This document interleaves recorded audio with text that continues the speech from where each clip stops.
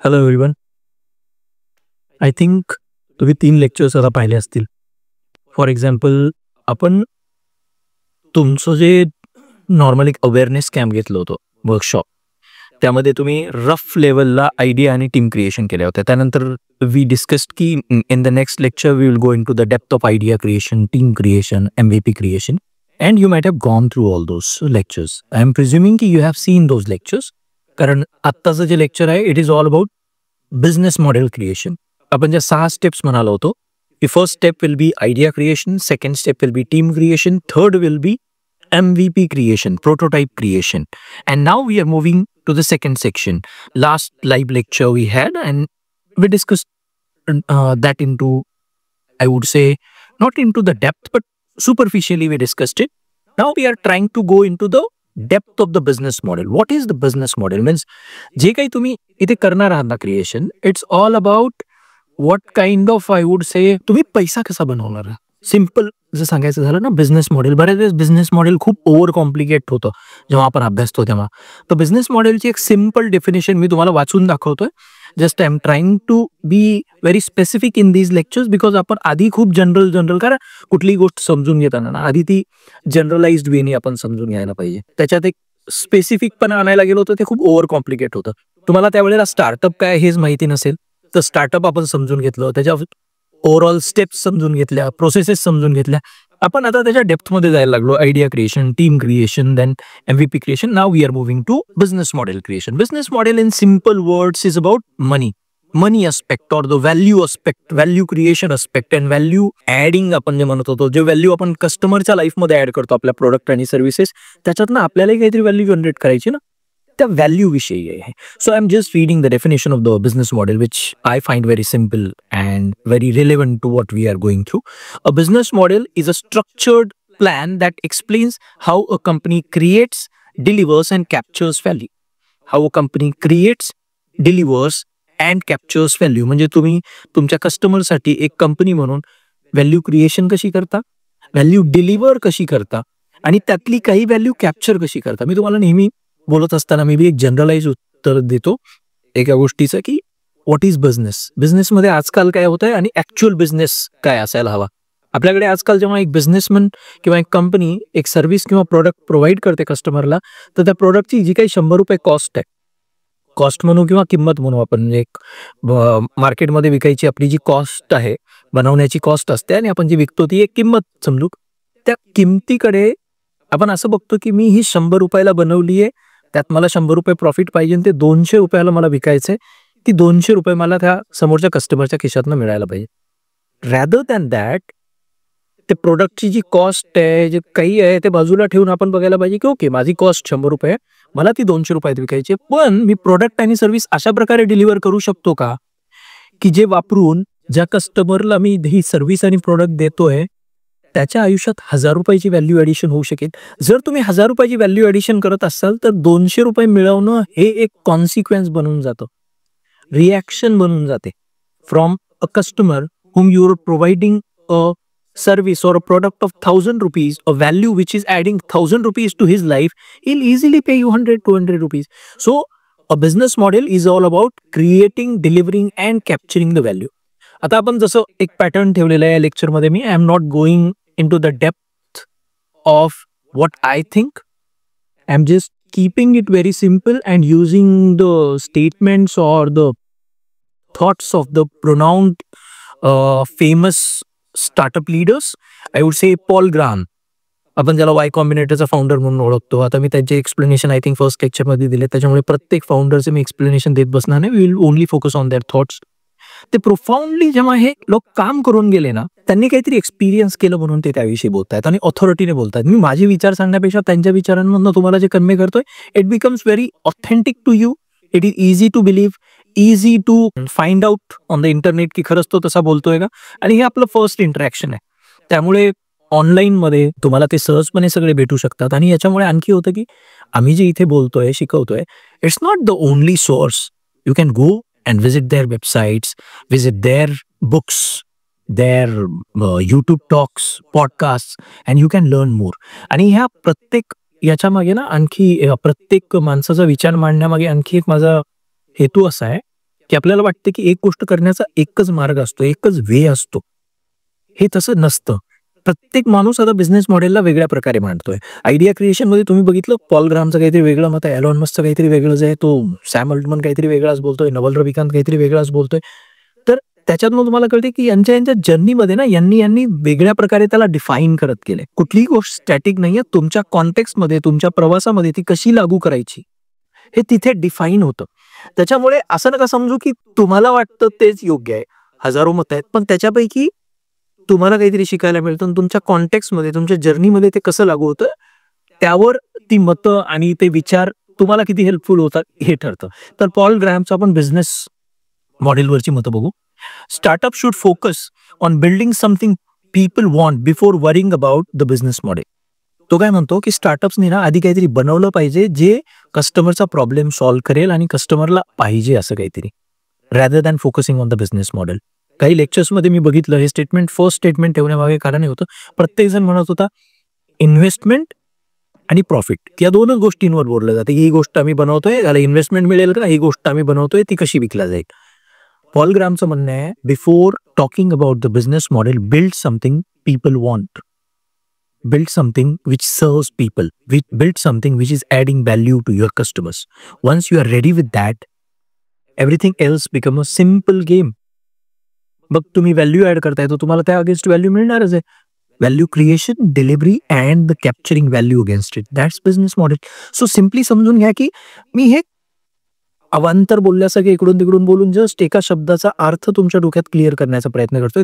That is business model. Second statement of the Paul Graham is early stage startups should prioritize growth over revenue. Get users first, then monetize. तो म्हणतो की get users first and then monetize. तुमचं product मार्केटमध्ये roll out करा. एकदा ते roll out झालं की तुम्हाला कस्टमर कसा रिस्पॉन्स देतोय ते शिका, त्याच्यातनं ते इम्प्रूव्ह करा आणि कस्टमरला ऑनबोर्ड करत जा.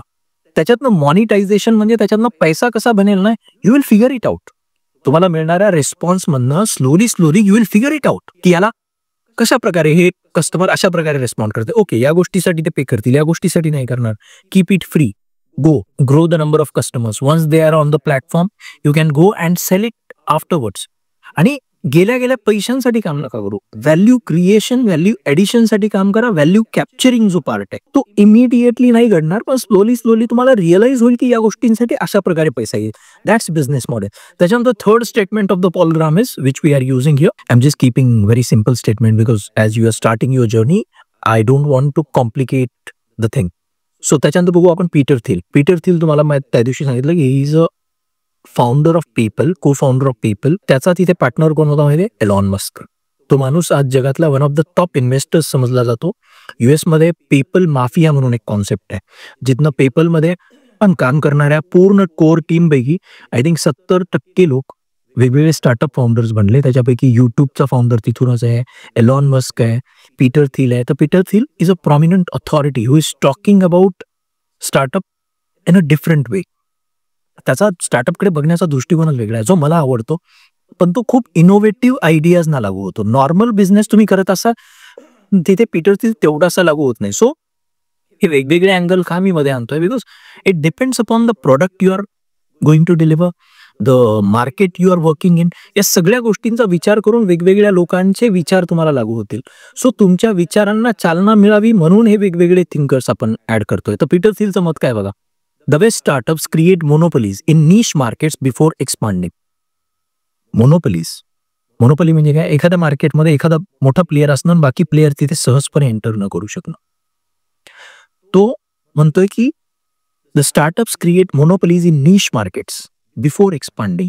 म्हणजे आपण जे प्रोडक्ट बनवतो ते अचानक एकाच दिवसात सगळीकडे जायला हवं असा विचार न करता एक छोटं मार्केट सुद्धा, तुमचं गाव असू शकतं, तुमचा तो तालुका असू शकतो, किंवा जस्ट लिमिटेड 100, 200, 500, 1000, 10,000 कस्टमर्स असू शकतात ज्यांना तुम्ही ते सर्व्ह करताय.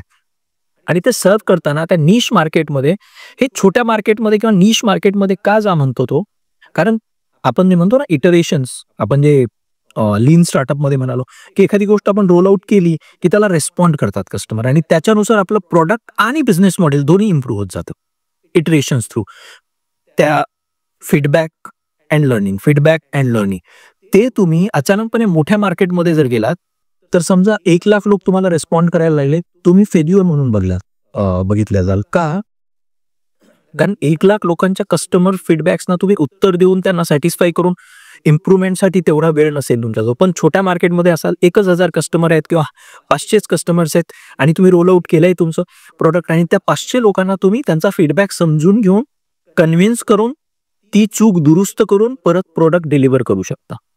It is a easy learning process and once you have fine tuned your product, your service, you can go in to the bigger market. आणि त्याच्यासाठी तो म्हणतो की create a monopoly in a small niche market and then expand. त्याच्यानंतर त्याचं second statement आहे, your business model should be designed for differentiation not competition. हे खूप महत्वाचं आहे. आपल्याकडे नेहमी होतं की त्याने ते ओपन केलं, त्याचं ते चालतंय म्हणून मी ओपन करेल, त्याचं ते छान चालतंय म्हणून मी ओपन करेल. कॉम्पिटिशनसाठी बिझनेसेस ओपन नका करू, डिफरन्सिएशनसाठी करा. तुमचं युनिकनेस काय, तुमचा USP काय, मी कसा वेगळा आहे, माझं प्रोडक्ट कसं वेगळं आहे, माझी सर्व्हिस कशी वेगळी आहे, त्या वेगळेपणासाठी तुम्हाला मार्केट हे करतं. म्हणजे याला जर सिंपल समजून घ्यायचं असेल ना, एक खूप छान पुस्तक आहे, त्यावर बुक आहे, ब्ल्यू ओशन स्ट्रॅटेजी म्हणून. तर ब्ल्यू ओशन स्ट्रॅटेजी रिलेटेडच थोडंसं पीटर थिलचं बोलणं आणि ब्ल्यू ओशन स्ट्रॅटेजी ही जवळजवळ थोडीशी एकमेकांना रिलेटेड वाटते. पीटर थिलचं नेक्स्ट स्टेटमेंट बघू आणि आपण ब्ल्यू ओशन स्ट्रॅटेजीकडे मग येऊन जाईल तुम्हाला. Don't compete in existing markets, create a new ones with a unique business model. तो काय म्हणतो, don't compete in existing markets. Existing मार्केटमध्ये जे काही घडतंय तिथे जाऊन एक 10 लोक आहेत, तुम्ही 11वे नका भरू. तर तुमचं स्पेशल असं मार्केट बनवा. तुम्ही म्हणाले असं कसं होऊ शकतं, तर blue ocean strategy explains it in a better way. थोडंसं डेप्थमध्ये ब्ल्यू ओशन स्ट्रॅटेजी घेऊन जाऊ शकते त्याला. ब्ल्यू ओशन स्ट्रॅटेजी म्हणजे ओशन, आपल्या मागे समुद्र आहे, अरबी समुद्र आहे प्लस दुबईमध्ये येतं. याच्यामध्ये ना तुम्ही कॉर्नरला जिथे कुठे कॉम्पिटिशन आहे असं समजू की एक शार्क्स आहेत एका ओशनमध्ये, आणि ते ओशनमध्ये जिथे शार्क्स आहेत they are competing for food ना, they are competing with each other. जेव्हा ते शार्क्स आणि ते मासे आणि लोक एकमेकांशी कम्पीट करायला लागतात, they get in to fight, competition. आणि त्याचाही प्रॉफिट तो खातो, त्याचा प्रॉफिट तो खातो, तो काहीतरी करतो, एकमेकांशी ते कम्पीट करत राहतात. आणि त्या फाईटमध्ये त्याचं म्हणणं, ब्ल्यू ओशन स्ट्रॅटेजीचं खूप एक सिम्बॉलिक वर्ड आहे तो म्हणतो की जिथे फाईट चालू आहे ना त्या कॉर्नरला, जिथे लोकांना चांगल्या प्रकारे फूड मिळत आहे, मार्केट रेडी आहे आणि बरेच कॉम्पिटिटर्स आहे, तिथे ते फाईट करत असल्यामुळे त्या शार्क्सच्या फाईट्समध्ये कदाचित ब्लड निघत असेल आणि त्या ब्लडमुळे हे ब्ल्यू ओशन रेड झालंय. तर तो रेड ओशनच्या पलीकडे जा, मध्ये कुठेतरी जिथे की अजून कॉम्पिटिशन नाहीये, असं मार्केट शोधा जिथे तुमचं USP कुणी देत नाही आणि त्या USPच्या अराउंड बिझनेस करा, जिथे की ओशन ब्ल्यू आहे, जिथे की तुम्हाला कॉम्पिटिशन नाही आहे, जिथे की तुम्ही सहजपणे मार्केटमध्ये युनिक ठरवू शकता, वेगळे ठरवू शकता आणि हळूहळू तुमची तिथे मोनोपोली बनवू शकते. बेस्ट उदाहरण सांगू, बेस्ट उदाहरण नॉर्मल युनिव्हर्सिटीजपेक्षा आम्ही वेगळे आहोत. लाईफ अँड स्टार्टअप युनिव्हर्सिटी वेगळी कशी आहे, नॉर्मल युनिव्हर्सिटीजमध्ये इन्क्युबेशन सेंटर्स असतात. आम्ही म्हणतोय की आमची पूर्ण विद्यापीठात प्रत्येक येणारा विद्यार्थी स्टार्टअप करेल. That's where we are different. Regular universities are fighting about the MBAs, आमच्याकडे एवढं पॅकेज दिलं जातं, आमच्याकडे हे टीचर्स येतात, आमच्याकडे ते सगळ्यांकडे आहे. People are fighting over that. We are trying to create that blue ocean. त्याच्यासाठी तुम्हाला ना थोडंसं युनिक आणि इनोव्हेटिव्ह विचार करावा लागतो. You come across those uniqueness during your thought process or during your refinement of project, आणि तुम्हाला कळायला लागतं की मार्केटमध्ये काय नाही आहे. आणि when you start delivering it, you go in to that blue zone, जिथे ती फाईट नाही आहे, जिथे ते कॉम्पिटिशन नाही, आणि तिथे ते क्रिएट करणं इझी आहे. बट त्याच्यासाठीचा जो प्रवास आहे ना क्रिएशनचा, तो तुमच्यामध्ये मार्केटमध्ये तेवढा वेळ दिल्यानंतर ते लक्षात यायला लागतं. Then come to the Steve Blank. Steve Blank आपण आय थिंक एक्सप्लेन केलंय. प्रत्येक फाउंडर समजून यायचं आणि गुगल करून घ्यायचं. If you want to know about more about Steve Blank, go and Google it. त्याची आयडिओलॉजी हा खूप रिनाऊंड नाहीये, पण त्याची आयडिओलॉजी खूप सिम्प्लिफाईड आहे, जी लागू होते आपल्याला. त्याचं पहिलं स्टेटमेंट आहे, your business model is a hypothesis. Your business model is a hypothesis. Validate it through real customer interaction.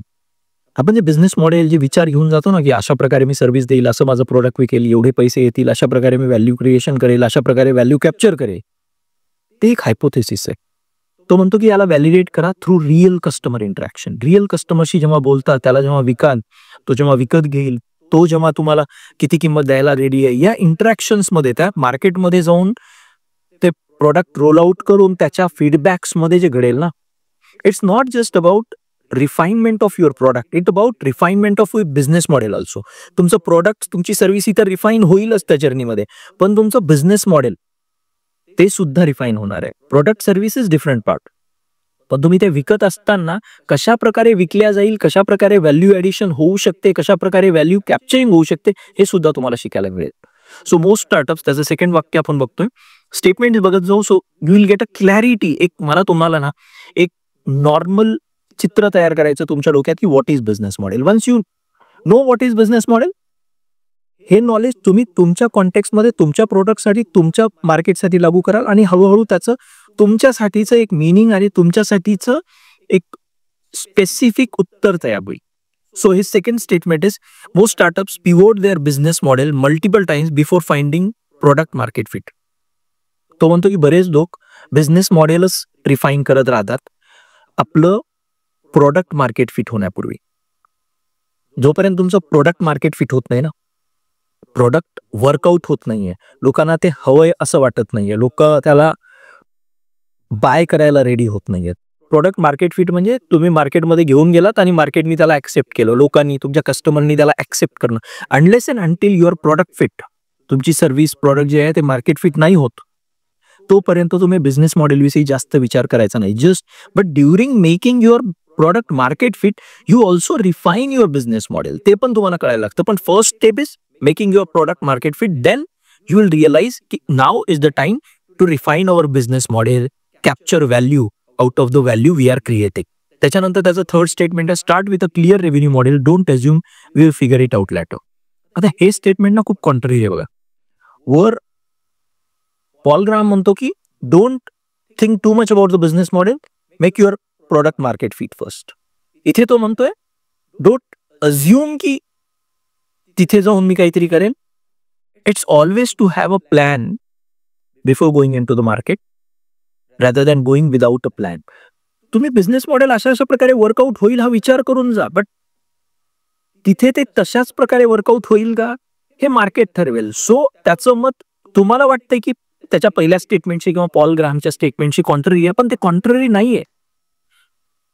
ते कॉन्ट्ररी नाहीये, ते वेगळ्या कॉन्टेक्स्टमध्ये सांगितलं जातं. त्याच्यामुळे म्हणतो की हे वेगवेगळे स्टेटमेंट वेगवेगळ्या लोकांची घेतल्यामागे कारणच आहे की यू शुड अंडरस्टँड की एकच स्टेटमेंट कुठेही लागू होत नाही, वेगळ्या कॉन्टेक्स्टमध्ये. तो म्हणतो की जाताना एक प्लॅन रेडी करून ठेवा की माझं बिझनेस मॉडेल कसं असेल.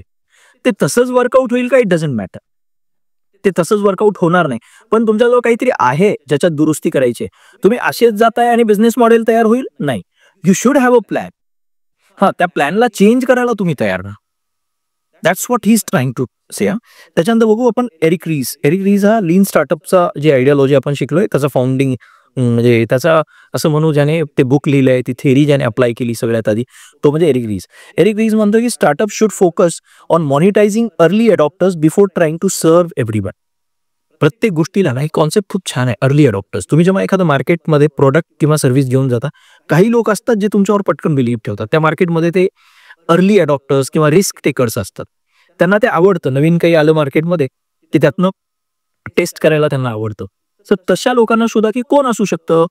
फॉर एक्झाम्पल फॉर अस, आमच्यासाठी कोण आहे बरं, स्टार्टअप युनिव्हर्सिटी येते, पण ठीक आहे, स्टार्टअप युनिव्हर्सिटी ही सगळ्यांसाठी असणार आहे. आमच्यासाठी कोण अर्ली अडॉप्टर्स आहेत, जे प्रत्येक कॉलेजमध्ये बसून आपल्या इन्क्युबेशन सेंटरमध्ये जाऊन काहीतरी स्टार्टअप विषयी करण्याचा प्रयत्न करतायत, असे लोक आमचे अर्ली अडॉप्टर्स आहे. So initially we started with the universities, colleges, providing service to their incubation centers, and we are doing that free of cost initial stages मध्ये. का फ्री ऑफ कॉस्ट केलं ते?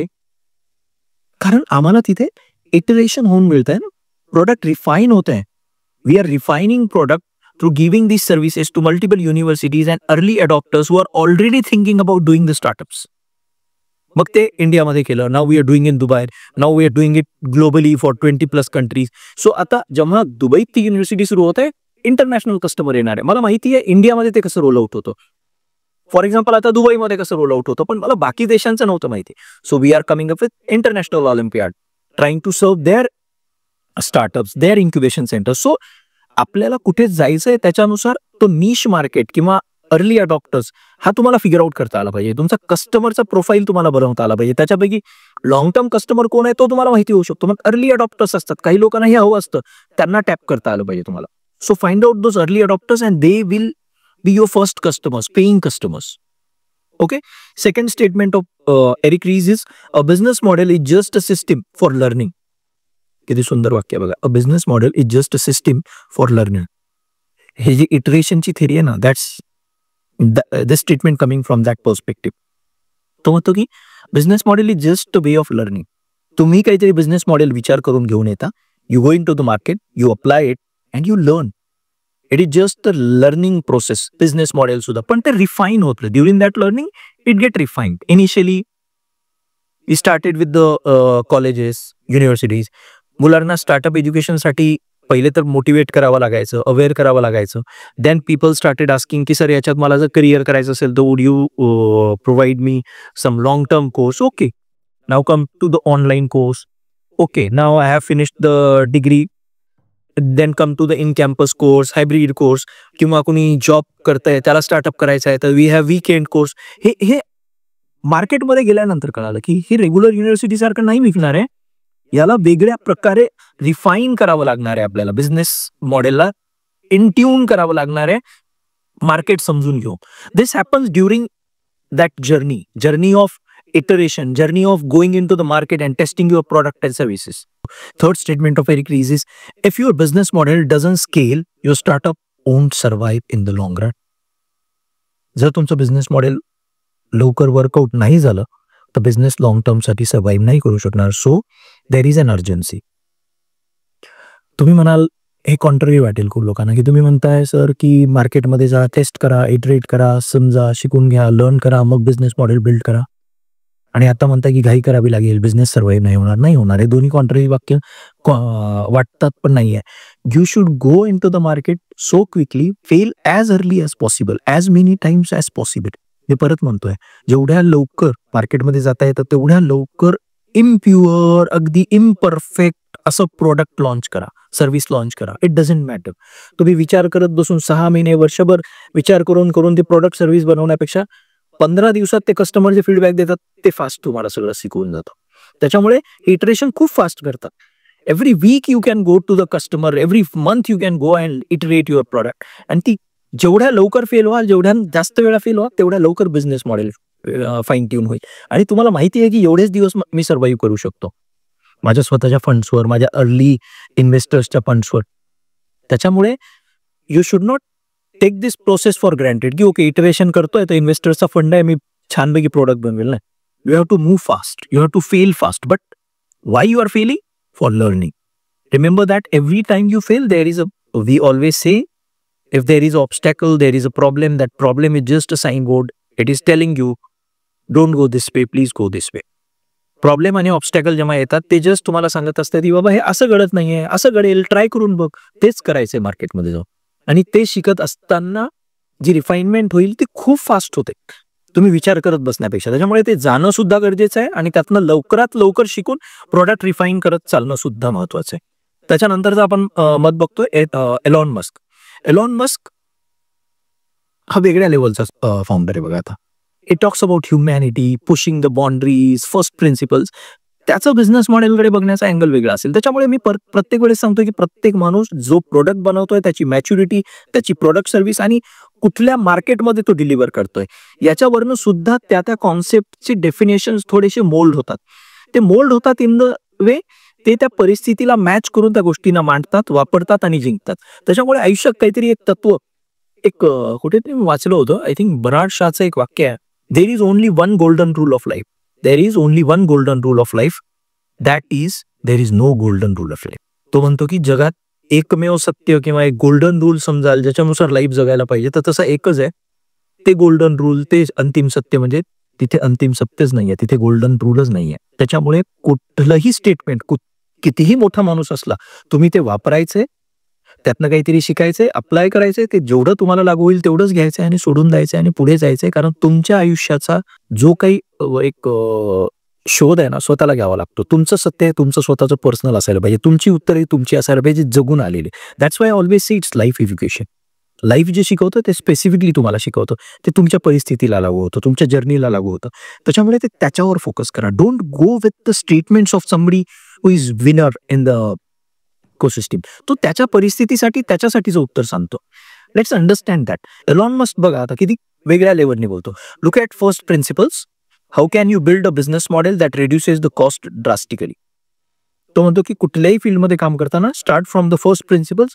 म्हणजे कुठलीही गोष्ट बनली आहे आणि ते त्या मार्केटमध्ये जन्मोनी आपण ते बघत आलो, इकडून तिकडून सगळे लोक त्याच प्रकारे बिल्ड करतायत, आपण त्याच्यावर बिलीव्ह करतो आणि त्याच्यावर बिल्ड करायला सुरू करतो त्या थिरीच्या.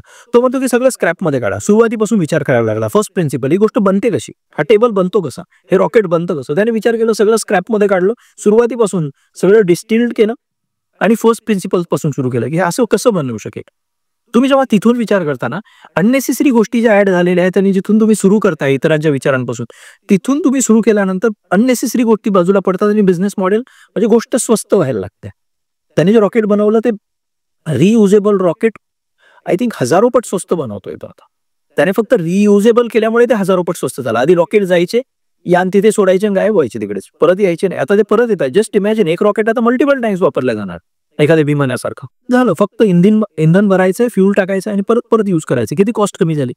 तो रॉकेट जर आपण समजू एक 100 कोटीत बनत असेल तर तो परत परत युजेबल झाल्यामुळे त्याची कॉस्ट किती कमी झाली. दरवेळेस ते 100 कोटी जाणार नाही, फ्युलिंगच होणार आहे ना. So he started thinking from the first principle. So तुमचं जे काही प्रोडक्ट आणि सर्व्हिस आहे, कुणीतरी अशी बनवली आहे मार्केटमध्ये, कुणीतरी असं बनवतंय, हे बघून त्याच्या कंपॅरिझन मध्ये नका बनवू.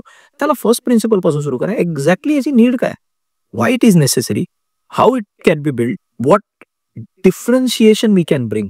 आपण वेगळे कसं करू शकतो, आपलं काय युएसपी असू शकते, ते तिथून सुरू होतं. You have to start thinking from that perspective. Second statement of Elon Musk about the business model is, if your business model relies on heavy advertising, it's probably not sustainable.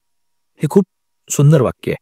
बघा, तुम्हाला जर परत परत ऍडव्हर्टाईज करावं लागेल असेल तुमच्या business मॉडेलला, तुमच्या प्रोडक्टला जास्त, तर हे सस्टेनेबल मॉडेल नाही. तो म्हणतो की असं प्रोडक्ट, असं बिझनेस मॉडेल असलं पाहिजे ज्याला ऍडव्हर्टाईज जास्त करायची गरज पडू नये. लोकांना ते आवडलं पाहिजे, माउथ पब्लिसिटीने ते वाटत गेलं पाहिजे. टेस्लाची कुठलीही मार्केटिंग केली जात नाही. गुगलने कधी मार्केटिंग केलं होतं, फेसबुकने कधी मार्केटिंग केलं होतं, आपण वापरायला लागलो ना. आठवा बरं, फेसबुक तुम्ही कसं वापरलं, इंस्टाग्राम कसं वापरलं, ते मार्केटिंगमध्ये कुठे ऍड बघितली म्हणून वापरलं. गुगल तुम्ही नाही. गुगल एवढं इफेक्टिव्ह ठरलं की कुणीतरी सांगितलं, अरे ते खूप छान आहे. चॅट जीपीटी आता रिसेंटली कसं वापरलं तुम्ही, त्याने मार्केटिंग केली म्हणून वापरलं नाही. काही लोकांनी सांगितलं की अरे मॅजिकल आहे, then we downloaded, we started using it. So initial फेजमध्ये तुमचं प्रॉडक्ट एवढं इम्पॅक्टफुल असायला पाहिजे, एवढं डिफरन्शिएटेड असायला पाहिजे की it should create a buzzword in the market. तुम्हाला वाटतं की साध्या साध्या प्रोडक्ट विषयी लागू होतं का? नाही. Start thinking innovatively, you will figure it out. कुठलंही प्रोडक्ट असेल. त्या दिवशी मी उदाहरण देताना आय थिंक सांगितलं, कुणीतरी मला प्रश्न विचारला after our live session, first live session, की सर माझा बिझनेस तसा इनोव्हेटिव्ह नाही आहे, आम्ही तर रेस्टॉरंट बिझनेसमध्ये जायचा विचार करतोय. म्हटलं कुणी सांगितलं रेस्टॉरंट बिझनेस इनोव्हेटिव्ह होऊ शकत नाही? होऊ शकतात ना. आता आम्ही दुबईमध्ये 2 दिवसापूर्वी इस्तंबूल दुबई म्हणून एक ऍडव्हर्टाइजमेंट ऐकली होती की इस्तंबूल दुबई, असंच मित्रांकडून. तर माझा एक मित्र आहे ज्याला इस्तंबूलचा आहे, तर त्याला इस्तंबूलचं फूड जर खायचं असेल, टर्किश फूड जर खायचं असेल, तर तो कुठे जाईल, तिथे जाईल. तर ते सुद्धा एक इनोव्हेशन झालं ना, की एक रेस्टॉरंट आहे which serves only Turkey food. आणि त्यांनी ते वातावरण निर्माण केलं. इस्तंबूलमध्ये ज्या प्रकारे वातावरण आहे, समुद्राच्या बाजूला छान एकदम सेटअप सगळं तसं बनवलं. That can be a differentiator. त्याच्यामुळे विचार करायला लागलात ना, every business can create that blue ocean market. आणि ब्ल्यू ओशनच फ्युचर आहे. I tell you, innovation is the future. तुम्ही रिपिटेटिव्ह गोष्ट करताय, no, you will not survive. You have to solve problem but innovatively. आता थोडंसं वेगळ्या प्रकारे बघा. You have to solve problem, add value, solve problem in a new way, add value, but every time you have to be very innovative, very innovative. त्याच्यानंतर एक statement आहे याचं Elon मस्कचं, ते आहे की find revenue sources that align with your mission, don't just chase money. बघा, हा माणूस फक्त आता तो म्हणतोय की फक्त मनी मनी मनी माइंडेड होऊ नका, चेज युअर विजन. तुमच्या विजनच्या मागे लागा आणि त्याच्या अलाइनमेंटमध्ये जर पैसा येत असेल तर तो पैसा कमवा. बघा, आता त्याचं व्हॅल्यू ॲडिशनकडे जास्त महत्व देतोय तो, आणि तो त्याला काय व्हॅल्यू मिळणार आहे त्याला सेकंडरी महत्व देतो. आणि अशाच प्रकारे मोठे बिझनेसेस बिल्ड होतात. इनिशियल फेजमध्ये एखाद्या वेळेस तुम्हाला हे थोडंसं अवघड वाटेल, पण जेव्हा तुम्ही तुमच्याकडे येणाऱ्या पैशापेक्षा तुम्ही काय व्हॅल्यू ॲड करता, तुमचं मिशन काय आहे, तुमचं पर्पज काय आहे त्या बिझनेसचं, त्याच्यावर जेव्हा फोकस करता, लाँग टर्ममध्ये ते खूप सॉलिड असं फाउंडेशन बनून जातं. कारण त्यातनं लोकांचा ट्रस्ट येतो. जस्ट बिलीव्ह टाटानी काही जरी जस्ट बिलीव्ह की त्यांनी एक प्रोडक्ट आणलं नवीन. We Indians just trust him. Tata is equal to trust. आपण विश्वास ठेवतो. पण काही कंपनीज अशा आहेत ज्यांनी मार्केटमध्ये फ्री प्रोडक्ट जरी तुम्हाला द्यायला लागले तर you just think over it. अरे हा माणूस त्याच्यातनं काही लॉंग टर्म आपल्याला नुकसान तर नाही करणार, काही चुकीच्या गोष्टी तर आपण नाही देऊन बसणार त्याला, इन्फॉर्मेशन डेटा अशाही गोष्टी घडतात. So it's all about trust in the business. आपल्याला वाटतं की इथिकल वेनी बिझनेस होत नाही. इथिकल वेनीच बिझनेस होतो. लॉंग टर्म बिझनेस करायचा असेल त्याचे शॉर्ट टर्म मार्केट बघतात ना, वर्ष 4 वर्ष मार्केटमध्ये राहायचं आणि पळून जायचे 4 रुपये कमवून, त्यांच्यासाठी ते अनइथिकल शॉर्टकट्स हे ते चालतात. प्रोफेशनल राहावं लागेल. ह्या बिझनेस मधल्या खूप इमॅच्युअर लोकांच्या थेरीज आहे. ज्यांनी डेप्थमध्ये बिझनेस समजून घेतलाय ते मार्केटमध्ये लॉंग टर्म राहण्यासाठी बिझनेस करतात. आणि इथिक्स आणि मॉरॅलिटी हे नेहमी फाउंडेशन असावं लागतं बिझनेसचं. Okay, then come to Jeff Bezos. Jeff Bezos तुम्हाला माहिती असेल अमेझॉनचा फाउंडर आहे. Focus on customer obsession. Great business models come from solving customer pain points. त्याचा एक शब्द नेहमी आहे, we are the most customer centric company. तो नेहमी म्हणतो की we are the most customer centric company. तो म्हणतो की जेव्हा तुम्ही त्या कस्टमर्सचा पेन पॉईंट सॉल्व्ह करायला लागता त्यातनं ते बिझनेस मॉडेल आपोआप इव्हॉल्व्ह होईल आणि तुम्ही ते समजून घ्यायला लागाल. So again his focus is on the value addition. His focus is on the customer. त्यामुळे त्याने एवढा सिम्पलचा बिझनेस काय आहे तो, एक गोष्ट जी फॅक्टरी प्रोड्यूस करते, ऑनलाईन मार्केटमधून आपल्याला आणून देतोय. अशा बऱ्याच कंपनीज आहेत मार्केटमध्ये, लहान मोठ्या. खरंच आहे, खूप मोठ्या आहे. फ्लिपकार्ट कॉम्पिटिटर होता. फ्लिपकार्टच्या ओनर्सनं ती कंपनी विकावी लागली. इवन तो दे हॅड अ ॲडव्हान्टेज. इंडियामध्ये त्यांनी आधी लॉन्च केलं होतं. They had good investment with them. But अमेझॉनचा जो कस्टमर सेंट्रिक ॲटिट्यूड आहे ना, तो त्यांच्याकडे कदाचित नव्हता. सो लक्षात घ्या की या प्रकारे जेव्हा गोष्टी केल्या जातात तेव्हा ते खूप वेगळ्या प्रकारे जातात. त्याच्यामुळे ही लोक त्या स्टेजला आहेत. एक असा बिझनेस जो खूप सिम्पल वाटतो पण तो कस्टमर सेंट्रिक केल्यामुळे तो एवढ्या मोठ्या लेवलला तो जेफ बेझोस घेऊन जाऊ शकला. आणि आजही तो तेच बोलतोय, कस्टमर सेंट्रिक. म्हणून तो जगातला सगळ्यात श्रीमंत व्यक्ती होऊ शकला अशा जनरलाइज बिझनेसमध्ये सुद्धा. आणि तोच बिझनेस करणाऱ्या लोकांना ती कंपनी विकून बाहेर एक्झिट घ्यावी लागली. सो हे second statement is a long term vision is a key. Some of the best business model take years to fully develop. हे खूप महत्वाचं आहे. बऱ्याच वेळेस वाटतं की बिझनेस मॉडेल लगेच फिगर आउट व्हायला पाहिजे. तुमच्याकडे असायला पाहिजे विजन की मी अशा प्रकारे बिझनेस मॉडेल करेल, अशा प्रकारे व्हॅल्यू एडिशन करेल, अशा प्रकारे माझ्याकडे व्हॅल्यू कॅप्चर केल्या जाईल फॉर कंपनी. पण बऱ्याच वेळेस ना मार्केटमध्ये गेल्यानंतर ते फिगर आउट व्हायला कधी कधी वेळ लागतो. त्याच्यामुळे ते हारणं नसतं, तो बिझनेस समजून घेणं, त्यातनं बिझनेसमधनं पैसा बनवणं. इफ इट इज वर्किंग ना, if your customer liking your service, they are asking for your service and product, but still you are not making good profits, it's okay. कस्टमरला ते आवडतंय का, ते मार्केट फिट होतंय का, एवढं करत जा. बाकी गोष्टी हळूहळू रिझॉल्व्ह होतील. त्याच्यामुळे जेव्हा तुम्ही समजून घेता ना की एक बिझनेस आपण घेऊन चाललोय, फॉर एक्झाम्पल अमेझॉनच घ्या ना. अमेझॉननी जेव्हा बिझनेस सुरू केला तेव्हा अमेझॉनला अमेझॉन कंपनीनं जास्त प्रॉफिट नाही मिळाला. आजही त्यांचा रेव्हेन्यू अमेझॉनमध्ये प्रॉफिटेबिलिटी खूप कमी आहे. त्यांनी जे अमेझॉनवर काम करताना जो डेटा कॅप्चर केला, ज्या सिस्टीम्स डेव्हलप केल्या, अमेझॉनवर जे इन्व्हेस्टमेंट रेज केलं, त्याच्यातनं जो मास लेवल त्यांनी अप्रोच ठेवून जे सिस्टीम्स डेव्हलप केल्या आहे ना, त्याच्यातनं त्यांनी AWS सारखी सर्व्हिस सुरू केली आणि AWS त्यांचं 60-65% प्रॉफिट देतात. त्याच्यामुळे समजून घ्या की हे खूप इझी आहे. लॉंग टर्म विजन असेल तर खूप इझी आहे. तुम्हाला ते कन्सिस्टंटली टिकून राहता आलं तर खूप इझी आहे. Otherwise it is difficult. Otherwise it's very difficult. पण लोक काय करतात, त्या शॉर्ट टर्म 1-2 वर्षाच्या विजनवर काहीतरी मोठा बिझनेस नाही, मग तुम्ही लहान सहान गोष्ट करा. मोठं करायचं असेल तर वेळ द्यायला तयार राहा. पण नोकरी करताना आपण 40 वर्ष आयुष्याचे देतो ना, एवढ्याशा लहान गोष्टीसाठी नाही. एवढं 5 वर्ष 10 वर्ष तयार राहा. हा, त्याच्यामध्ये कमीत कमी घर चालेल असं काहीतरी उत्पन्न होईल, असा बिझनेस मॉडेल सुरुवातीला डेव्हलप होईल. हळूहळू त्या गोष्टी पुढे जातील. Let's have a long term vision, 5 years 10 year vision, and be ready की ही जर्नी 5-10 वर्षांची असणार आहे. If you are starting business during college days, easily from 20s to 30s you can easily give that much of time. पण आपल्याजवळ तेवढा पेशन्सच नाही. या वयामध्ये तो पेशन्सच नसतो. भरकन आयुष्य निघून जातं. जॉब मिळायला 4-5 वर्ष निघून जातील, जॉबमध्ये बोर होतं हे कळायला 4-5 वर्ष निघून जातील. मिळाल्यानंतर सुद्धा 5 वर्षात करावासा वाटणार नाही, तेव्हा तो वेळ नसतो. Let start it during the college days. Build something on your long term vision and mostly build something around what you are passionate about. त्याच्यानंतर रिचर्ड ब्रॅन्सनची काही वाक्य आपण बघूयात. Statements of Richard Branson, Virgin ग्रुपचा फाउंडर आहे तो. I love Richard Branson कारण त्या माणसाने 350+ कंपनीज सुरू केल्या. त्याचे 40-50 कंपनीज आहेत. आत्ता 300 कंपनीज फेल झाल्या त्या माणसाच्या आणि 50 सक्सेसफुल आहेत. त्या 300 फेल्युअर झाल्या म्हणून 40-50 सक्सेसफुल आहेत. आणि तो ब्रिटनचा सगळ्यात श्रीमंत माणूस आहे. आय थिंक आत्ता तो रँक खालीवर होत राहतो, बट खूपच ॲडव्हेंचरस अशी लाईफ आहे त्याची, खूपच ॲडव्हेंचरस. तर त्या माणसाचे स्टेटमेंट्स हे खूप ह्युमॅनिटेरियन प्लस खूप मॅच्युअर असतात, म्हणून मी त्याला शेवटी ठेवलेलं आहे थोडंसं. रिचर्ड ब्रॅन्सन म्हणतो बिझनेस मॉडेल विषयी, अ business model should be about more than money. It should create real value for people. किती सुंदर स्टेटमेंट आहे. रिचर्ड ब्रॅन्सन म्हणतोय, मी म्हणत नाहीये please.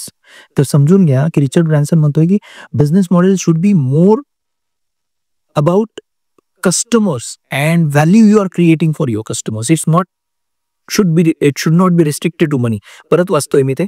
A business model should be about more than money. It should create real value for people. किती सुंदर आहे. Create real value for your customers. Easily ते मॉनिटाईज होऊन जातं. पण जेव्हा तुमचा फोकसच त्यांच्या खिशातले ते 100 रुपये काढणं असतं rather than creating 1000 rupees value ना, सगळा बिझनेस कोलमडतो. आणि ते नाही करतायत जोपर्यंत इथे तुमच्या बिलीफ सिस्टीममध्ये, तुमच्या कल्चरमध्ये, तुमच्या कंपनीमध्ये येत नाही ना, ते अचानक नाही आणतायत. So start it from the very beginning. Add value, create value, give value to your customers. What we are trying to do through these lectures. Why I'm spending this much of time on you? Why I'm spending lakhs of rupees on developing these systems or arranging Olympiads, providing free services to universities? Because I want to add value. Somewhere, some people out of these 30, 40, 50,000 students we are getting across these universities, even 5,000 of them get some value. 5,000 of them tell it to another 5,000. ते 5,000 लोक तर आम्हाला काहीतरी एका चांगल्या वेनी बघतील आणि त्यांनी जर 50 विद्यार्थी जरी युनिव्हर्सिटीसाठी पाठवले, कोर्सेससाठी पाठवले, that way value creation will happen. Value creation for the company. We are adding value right now. Capturing value is the third step. In the definition, what we saw, business model is about creation value, delivering value, and capturing some value out of it. Not all. तुम्ही 1000 रुपयाची value दिल्यानंतर 1000 रुपये नाही मागू शकत. 1000 रुपयाची value दिल्यानंतर समोरचा तुम्हाला 100 रुपये, 200 रुपये, 500 रुपये देईल ना. बट इट डिपेंड्स की तुम्ही व्हॅल्यू किती ऍड करताय. त्याच्यामुळे creating value, delivering value, and then comes capturing value for yourself and your company. So this is business model. I hope business model विषयी तुम्हाला काही गोष्टी लक्षात आल्या असतील. याच्या पुढे 1-2 स्टेटमेंट्स आहेत, पण आय फील तुम्हाला जर बिझनेस मॉडेलचा एक क्रक्स जो असतो, एक कोर मेसेज जो असतो, तो जरी कळाला असेल, this is more than sufficient at this stage. कारण आत्ता आपण जस्ट ट्रायल एरर मध्ये एक छोटासा बिझनेस कॉलेजच्या स्टुडंट्स कडनं बनवून घेतोय. त्यामुळे आम्हालाही समजतंय की we should not make it very complicated. It should be easy to understand. And I hope तुम्हाला काहीतरी एक बिझनेस मॉडेल शब्दाचा थोडा बहुत अर्थ समजला असेल. आता या नॉलेजवर तुम्ही तुमचं बिझनेस मॉडेल कसं रिफाईन करणार आहात, let's work on that. Thank you. आपण नेक्स्ट व्हिडिओमध्ये भेटूयात. Next lecture will be about the marketing and sales. We think we know marketing and sales, but there is a difference between marketing and sales, and there is a depth to it. So, ती आपण next lecture मध्ये बघू.